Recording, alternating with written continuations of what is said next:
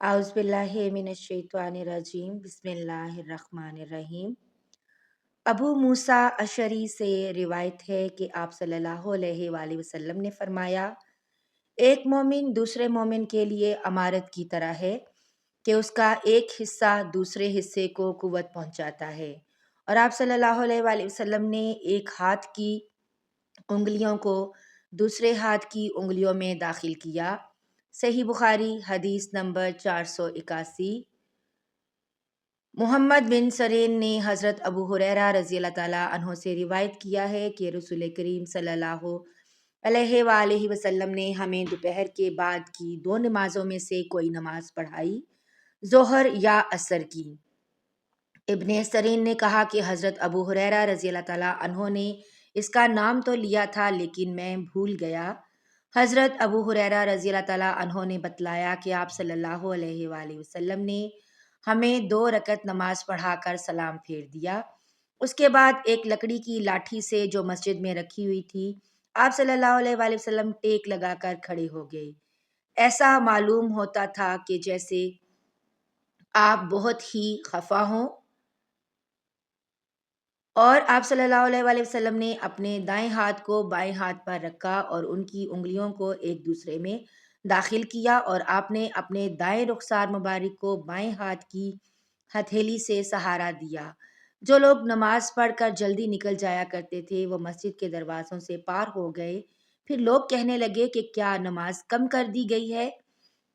हाजरीन में अबू बकर और उमर रज़ी अल्लाह ताला अन्हुमा भी मौजूद थे, लेकिन उन्हें भी आप सल्लल्लाहु अलैहि वसल्लम से बोलने की हिम्मत ना हुई। उन्हीं में एक शख्स थे जिनके हाथ लंबे थे और उन्हें ज़ुलयदैन कहा जाता था। उन्होंने पूछा, या रसूलल्लाह सल्लल्लाहु अलैहि वसल्लम, क्या आप भूल गए या नमाज कम कर दी गई है? अब सल्लल्लाहु अलैहि वसल्लम ने फरमाया कि ना मैं भूला हूँ और ना नमाज में कोई कमी वाक़या हुई है। फिर आप सल्लल्लाहु अलैहि वसल्लम ने लोगों से पूछा, क्या ज़ुलयदैन सही कह रहे हैं?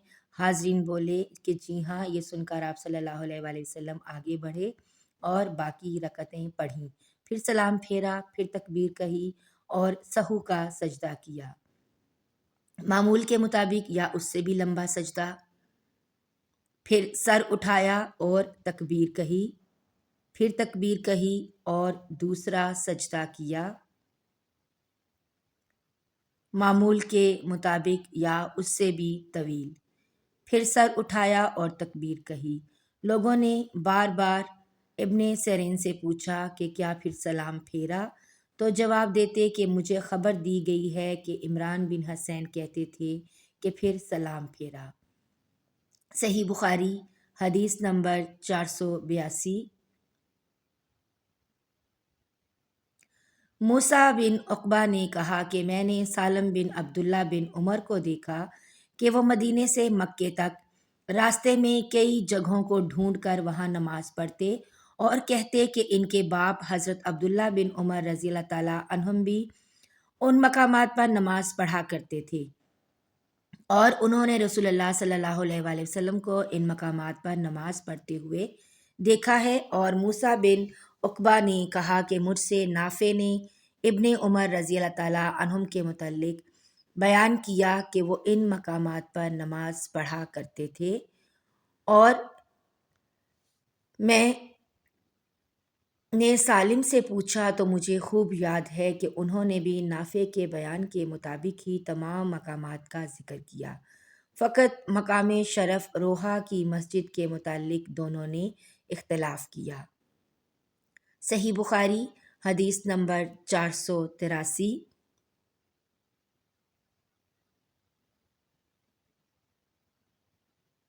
मूसा बिन उक़बा को अब्दुल्ला बिन उमर रज़ी अल्लाह ताला अन्हों ने ख़बर दी कि हज़रत सल्लल्लाहु अलैहि वसल्लम जब उम्रा के कसद से तशरीफ़ ले गए और हज्जतुल विदा के मौके पर जब हज के लिए निकले तो आप सल्लल्लाहु अलैहि वसल्लम ने ज़ुल्हलीफ़ा में क़याम फरमाया। ज़ुल्हलीफ़ा की मस्जिद के करीब आप सल्लल्लाहु अलैहि वसल्लम एक बबूल के दरख्त के नीचे उतरे और जब आप किसी जहाज़ से वापस होते और रास्ता ज़ुल्हलीफ़ा से होकर गुज़रता یا حج یا عمرے سے واپسی ہوتی تو آپ وادی عتیق کے نشیبی علاقے میں اترتے۔ پھر جب وادی کے نشیب سے اوپر چڑھتے تو وادی کے بالائی کنارے کے اس مشرقی حصے پر پڑاؤ ہوتا جہاں کنکریوں اور ریت کا کشادہ نالا ہے، یعنی بطحا میں۔ یہاں آپ صلی اللہ علیہ وآلہ وسلم رات کو صبح تک آرام فرماتے۔ یہ مقام اس مسجد کے قریب نہیں ہے جو پتھروں کی بنی ہے۔ آپ صلی اللہ علیہ وآلہ وسلم اس ٹیلے پر بھی نہیں ہوتے جس پر مسجد بنی ہوئی ہے۔ وہاں ایک گہرا نالا تھا۔ عبداللہ بن عمر رضی اللہ تعالیٰ عنہ وہیں نماز پڑھتے۔ اس کے نشیب میں ریت کے ٹیلے تھے اور رسول اللہ صلی اللہ علیہ وآلہ وسلم وہاں نماز پڑھا کرتے تھے۔ کنکریوں اور ریت کے کشادہ نالے کی طرف سے سیلاب نے آ کر اس جگہ کے آثار اور نشانات کو پاٹ دیا ہے جہاں حضرت عبداللہ بن عمر رضی اللہ تعالیٰ عنہ نماز پڑھا کرتے تھے۔ صحیح بخاری حدیث نمبر 484۔ عبداللہ بن عمر رضی اللہ تعالیٰ عنہ نے نافع سے یہ بھی بیان کیا کہ نبی صلی اللہ علیہ وآلہ وسلم نے اس جگہ نماز پڑھی جہاں اب شرف روحا کی مسجد کے قریب ایک چھوٹی مسجد ہے۔ وہاں عبداللہ بن عمر اسی جگہ کی نشاندہی کرتے تھے جہاں نبی کریم صلی اللہ علیہ وآلہ وسلم نے نماز پڑھی تھی۔ کہتے تھے کہ یہاں تمہارے دائیں طرف جب تم مسجد میں قبلہ رو ہو کر نماز پڑھنے کے لیے کھڑے ہوتے ہو، جب تم مدینہ سے مکہ جاؤ تو یہ چھوٹی سی مسجد راستے کے دائیں جانب پڑتی ہے۔ اس کے اور بڑی مسجد کے درمیان ایک پتھر کی مار کا فاصلہ ہے یا اس سے کچھ کم زیادہ۔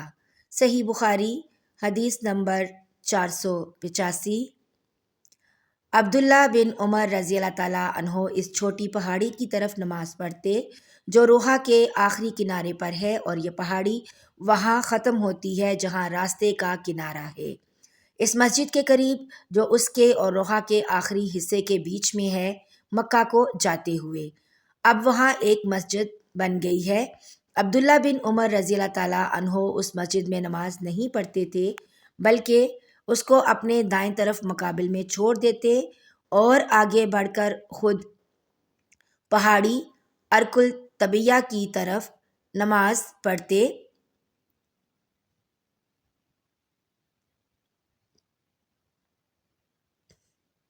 عبداللہ بن عمر رضی اللہ تعالیٰ عنہ جب روحا سے چلتے تو ظہر کی نماز اس وقت تک نہ پڑھتے جب تک اس مقام تک نہ پہنچ جاتے۔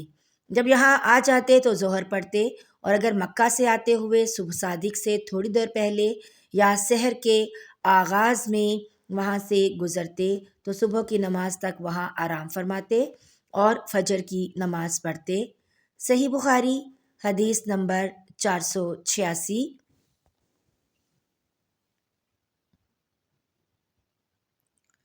عبداللہ بن عمر رضی اللہ تعالیٰ عنہ نے بیان کیا کہ نبی کریم صلی اللہ علیہ وآلہ وسلم راستے کے دائیں طرف مقابل میں ایک گھنے درخت کے نیچے وسیع اور نرم علاقے میں قیام فرماتے جو قریۂ رویہ کے قریب ہے۔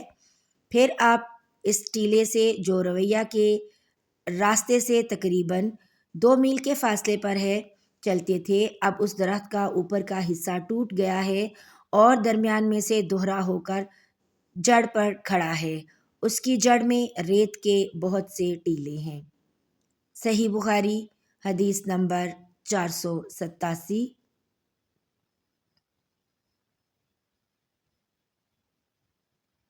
عبداللہ بن عمر رضی اللہ تعالیٰ عنہ نے نافع سے بیان کیا کہ نبی صلی اللہ علیہ وآلہ وسلم نے قریۂ عروج کے قریب اس نالے کے کنارے نماز پڑھی جو پہاڑ کی طرف جاتے ہوئے پڑتا ہے۔ اس مسجد کے پاس 2 یا 3 قبریں ہیں۔ ان قبروں پر اوپر تلے پتھر رکھے ہوئے ہیں۔ راستے کے دائیں جانب ان بڑے پتھروں کے پاس جو راستے ہیں ان کے درمیان میں ہو کر نماز پڑھی۔ عبداللہ بن عمر رضی اللہ تعالیٰ عنہ قریۂ ارج سے سورج ڈھلنے کے بعد چلتے اور ظہر اسی مسجد میں آ کر پڑھا کرتے تھے۔ صحیح بخاری حدیث نمبر 488۔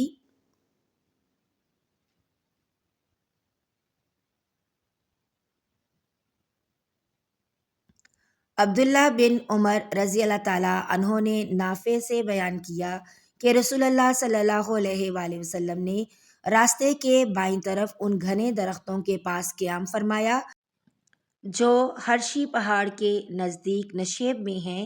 یہ ڈھلوان جگہ ہرشی کے ایک کنارے سے ملی ہوئی ہے۔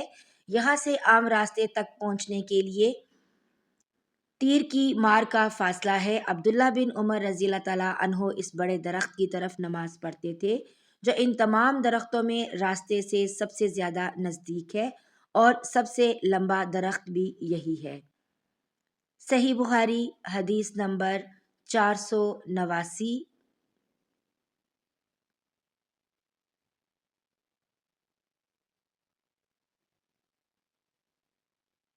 عبداللہ بن عمر رضی اللہ تعالیٰ عنہ نے بیان کیا کہ نبی کریم صلی اللہ علیہ وآلہ وسلم اس نالے میں اترا کرتے تھے جو وادی مرا ظہر ان کے نشیب میں ہے، مدینے کے مقابل، جبکہ مقام صفراوات سے اترا جائے۔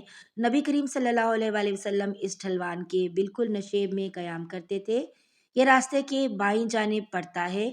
جب کوئی شخص مکہ جا رہا ہو، جس کو اب بطن مرو کہتے ہیں، راستے اور رسول صلی اللہ علیہ وآلہ وسلم کی منزل کے درمیان صرف ایک پتھر ہی کی مار کا فاصلہ ہوتا ہے۔ صحیح بخاری حدیث نمبر 490۔ اللہ تعالیٰ میرے اور آپ کے مرحومین کی بلا حساب مغفرت فرمائے اور انہیں جنت الفردوس میں اعلیٰ مقام عطا فرمائے، آمین یا رب العالمین۔ ملتے ہیں ایک نئی ویڈیو میں، تب تک کے لیے اللہ حافظ۔